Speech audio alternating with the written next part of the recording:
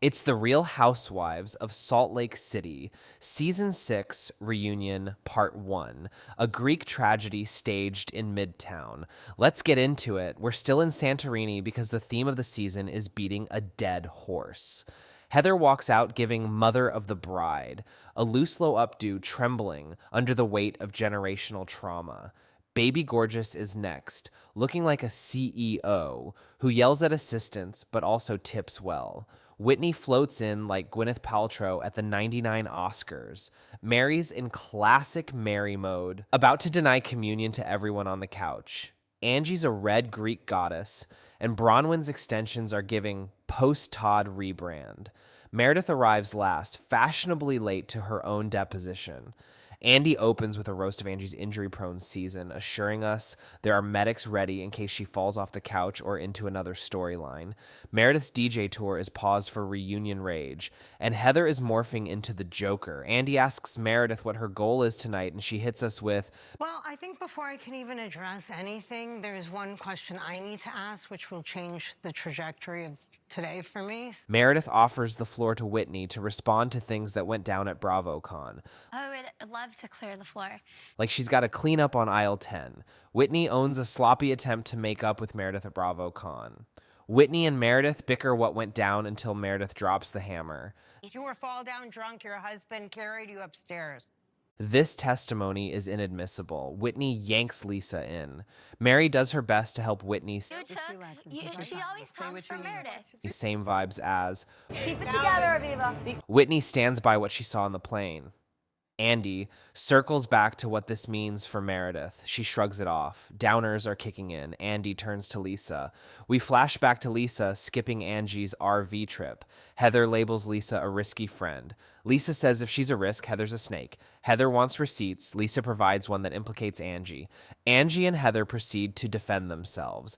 Lisa's reaction. My reaction to that when you're ready to listen and not talk over me and tag team because you're codependent in your responses and actions. Heather flips the codependent jab back on Lisa and says she's got the same issue with Meredith. Ask why Meredith rides so hard for Lisa. Lisa answers. Did you watch the last episode? Lisa insists that riding for someone is a Utah thing. Heather reminds her what show she's currently on. Lisa recoils at the thought of being from Utah, like it's another lawsuit. She may live in Utah, but she's not from Utah. Andy clarifies. What's your DNA? New York. Mary weighs in from the pulpit. Lisa is a risky friend. She's also delusional. Lisa denies it, proving Mary right. Whitney calls BS on Lisa's excuse for skipping the RV trip. She thought Lisa was in Miami getting work done because she posted a rare bare-faced selfie. Like a doctor's in Miami. He wasn't a good one. He wasn't a good one. Lisa hears facelift and goes feral. Angie jumps in, poking holes in Lisa's background, but Lisa makes it clear. You understand the service industry extremely well.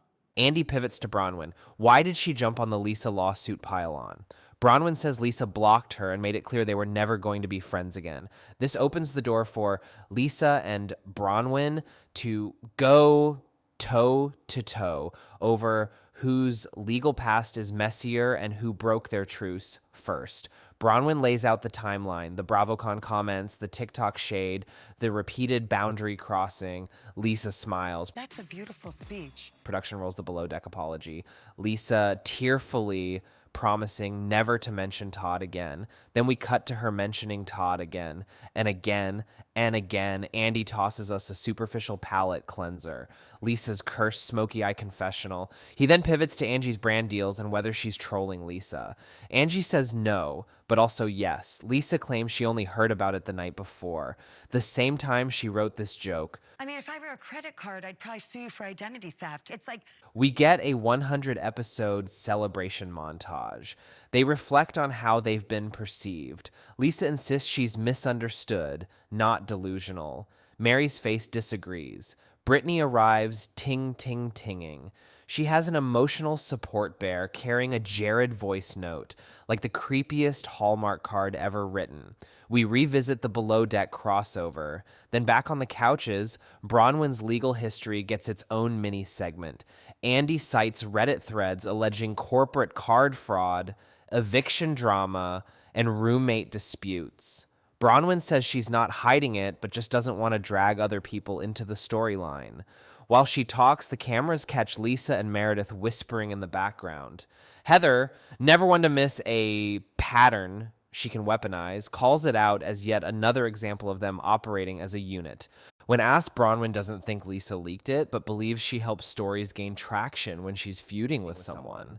Lisa flexes her reading abilities. I was an early reader. I started reading at 3.5 years old. Heather decides now is the moment to say she doesn't understand how Lisa makes her money. Lisa detonates. Are you really that disgusting that you're going to question how I make money? Heather frames Lisa as a flawed but important friend. Lisa's done with labels and false accusations. Angie pulls out a literal scroll. She hands it to Andy and deadpans that the person trolling her online shares a phone number with Lisa Barlow. And that, baby gorgeous, is where things fade to black. So where do you land? Is Lisa being tag-teamed by bitter snowflakes, or did she solo sprint herself into a PR nightmare with her own mouth?